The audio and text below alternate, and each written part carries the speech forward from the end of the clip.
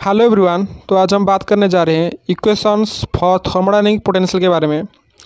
तो इस thermodynamics potential को आसानी से याद रखने के लिए आपको क्या करना पड़ेगा कि ये जो डायग्राम है ना, इस डायग्राम को आपको याद रखना पड़ेगा। तो ये डायग्राम को याद रखने के लिए एक बेसिक ट्रिक है। Valid facts and theoretical understanding generate solutions to hard problem. कैसे? जो यहाँ पर है, valid facts theoretical understanding generate solution to hard problem. Okay, इसको आप ऐसे भी याद रख सकते हैं कि तेंदुलकर वेरी स्पेशल पर्सन। यहाँ पर देखो, तेंदुलकर वेरी स्पेशल पर्सन। और इसको और एक जो है FHUG को याद रखने के लिए आपको क्या करना पड़ेगा, एक फौजी आपको याद रखना। फौजी जो गेम है ना, पबजी के अलावा जो एक गेम आने वाली है हमारा इंडिया में, जो भी आ भी सकती हैं। ओके, तो ये जो गेम है इसका नाम क्या है, फौजी। तो इसलिए हम ए की जगह हम क्या करेंगे, सिर्फ एच लिख देंगे। तो एच लिख देंगे तो हमारा FHUG हो जाएगा, जो कि होता है FHUG। आप इसको ऐसे याद रख सकते हैं या फिर ऐसे भी याद रख सकते हैं। अगर ऐसे याद रखना चाहते हैं तो क्या होगा, तो valid facts and theoretical understanding generate solution to hard problem.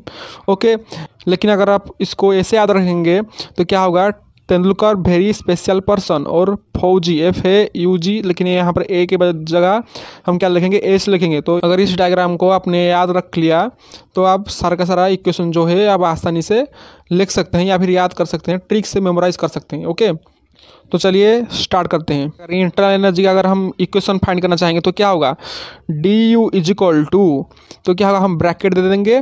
यहाँ पर क्या है, एस है तो इसलिए DS लिखेंगे। ओके, यहाँ पर हम प्लस ही रखेंगे रहेगा या फिर माइनस रहेगा, हम बाद में हम कहेंगे। तो क्या होगा, और इसमें राइट में क्या है, भी है तो इसे ब्रैकेट दे देंगे, क्या लिखेंगे, DB लिख देंगे। ओके, लेफ्ट में DS है, राइट में क्या है, DB है। और जो एस की जो अपोजिट कॉर्नर है हमको ये उसको देखना है। तो एस की अपोजिट कॉर्नर क्या है, T है। और ये जो आरो की डायरेक्शन में चल रहा है, तो अगर आरो की डायरेक्शन में चल रहा है तो क्या होगा, जो T होगा ये क्या होगा, पॉजिटिव होगा। तो इसलिए हम क्या लिखेंगे, T लिख देंगे। लेकिन अगर हम यहाँ पर देखेंगे कि जो V की है, DB के ब्रैकेट में क्या लिखेंगे, जो अपोजिट कॉर्नर है उसको लिखेंगे, क्या है, P है, हम P को यहाँ पर लिखेंगे। लेकिन ये जो है P जो है ये आरो की अपोजिट डायरेक्शन पर है, सेम डायरेक्शन पर नहीं है। ये क्या है, सेम डायरेक्शन पर है, T जो है सेम डायरेक्शन पर है।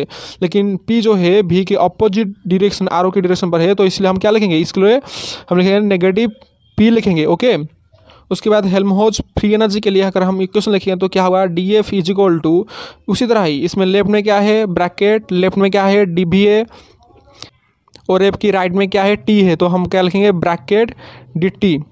और यहाँ पर देखेंगे V की अपोजिट डायरेक्शन पर क्या है, P है। तो इसलिए, और ये लेकिन ये आरो की डायरेक्शन पर नहीं गति कर रहा है, ये आरो की डायरेक्शन की अपोजिट में गति कर रहा है। तो V का अगर हम P की ओर जाएंगे तो क्या होगा, तो आरो की अपोजिट डायरेक्शन की ओर हम गति करेंगे। तो इसलिए क्या होगा, नेगेटिव क्या होगा, P होगा। उसी तरह ही अगर हम T के अगर हम जाएंगे, S की ओर जाएंगे तो क्या होगा, नेगेटिव होगा। तो इसलिए नेगेटिव S होगा। ये क्या, हेल्महोल्ट्ज़ फ्री एनर्जी के लिए ये रहा इक्वेशन। और हम क्या कर रहे हैं, DG यानी कि गिब्स फ्री एनर्जी के लिए हम इक्वेशन लिखेंगे। जब लिखेंगे तो इसके लेफ्ट में क्या है, T है तो ब्रैकेट DT।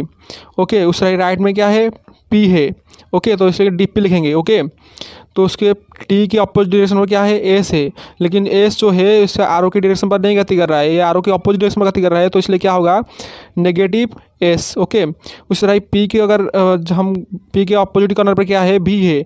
और V के जो अकॉर्डिंग जो है, P से अगर V हम जाएंगे तो आरो की डायरेक्शन पर ही जाएंगे। तो इसलिए क्या होगा, ये पॉजिटिव होगा। तो पॉजिटिव V होगा। इसको अगर हम सजाएंगे तो क्या होगा, VDP माइनस SDT होगा। ओके, तो उसके बाद आएगा, क्या आएगा, एस के लिए हम लिखेंगे, एंथैल्पी के लिए हम क्या लिखेंगे, इक्वेशन जब लिखेंगे तो क्या होगा, DH इज इक्वल टू, इसके लेफ्ट में क्या है, एस है। तो ओके, ब्रैकेट DS है तो इसलिए DS लिखेंगे। और इसके इधर राइट में क्या है, P है तो इस ब्रैकेट DP लिखेंगे। ओके, लेकिन S की अपोजिट कॉर्नर पर क्या है, T है। लेकिन T जो है उस आरो की डायरेक्शन में गति कर रहा है। तो इसलिए ये क्या होगा, पॉजिटिव होगा। उसी तरह ही P के अपोजिट कॉर्नर पर क्या है, V है। और P से अगर हम V जाएंगे तो क्या है, सेम डायरेक्शन पर जाएंगे, आरो की सेम डायरेक्शन पर जाएंगे। तो इसलिए क्या होगा, जो V होगा वो क्या होगा, पॉजिटिव होगा। तो इस तरह ही हमको चारों का चारों इक्वेशन जो है हमको मिल गया। ओके, और भी इक्वेशन है जो कि होता है डो, अगर हम डो U बाई डो S करेंगे तो क्या करें, डो U बाई डो S जब हम करेंगे कंस्टेंट क्या रखें, भी कंस्टेंट रखें। जब भी कंस्टेंट रखते हैं तो हमको क्या मिलेगा, टी मिलेगा। ओके, जब हम भी को कंस्टेंट रख देंगे तो हमको डो यू बाई डो इसका करेंगे तो हमको क्या मिलेगा, टी मिलेगा। ओके, तो इसलिए इज इक्वल टू जब भी कंस्टेंट होगा तो हमको क्या मिलेगा, टी मिलेगा। और क्या है, जो ये जो सेम डायरेक्शन में गति कर रहा है ए से टी, तो इसलिए क्या होगा, पॉजिटिव होगा। उस तरह अगर हम डो यू बाई डो भी करेंगे तो क्या आएगा, डो यू बाई डो भी क्या, तब अब क्या कंस्टेंट हो जाएगा, एस कंस्टेंट हो जाएगा। ओके, एस कंस्टेंट हो जाएगा। जब एस कंस्टेंट हो जाएगा तो हमको क्या मिलेगा, पी मिलेगा। लेकिन ये क्या है, आर की अपोजिट डायरेक्शन में गति कर रहा है, तो इसलिए हमको क्या मिला, जब भी कंस्टेंट हो, एस कंस्टेंट होगा तो हमको क्या मिला, नेगेटिव पी मिलेगा। ओके, उस तरह हम कई सारे क्वेश्चन एक्सप्लेन कर सकते हैं, जैसे कि डो एफ बाई डो भी अगर हम करेंगे तो क्या होगा, टी कंस्टेंट है, यहाँ पर क्या कंस्टेंट है, टी कंस्टेंट है, तो हमको क्या मिलेगा, डो एफ बाई डो भी हम करेंगे तो हमको क्या मिलेगा, पी मिलेगा। लेकिन ये अपोजिट डायरेक्शन में गति कर रहा है तो इसलिए क्या होगा, नेगेटिव होगा, नेगेटिव पी। इस तरह ही डो एफ बाई जब हम डो टी करेंगे तो क्या होगा, आर कांस्टेंट क्या होगा, तब कांस्टेंट क्या होगा, डो एफ बाई डो टी अगर करेंगे तो भी कांस्टेंट आ जाएगा। जब भी कांस्टेंट होगा तो हमको क्या मिलेगा, एस कांस्टेंट में एस मिलेगा।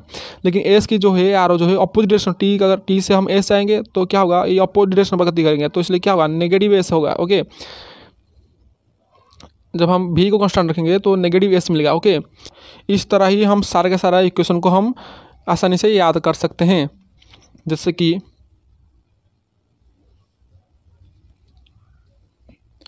इस तरह ही हम सारा का सारा इक्वेशन को डो जी अपन डो टी कर सकते हैं, डो जी अपन डो टी कर सकते हैं और डो जी अपन डो पी कर सकते हैं। इस तरह ही हम डो एच बाई डो पी कर सकते हैं और डो एच बाई डो एस कर सकते हैं। इस तरह ही हम सारा का सारा इक्वेशन को हम आसानी से याद कर सकते हैं।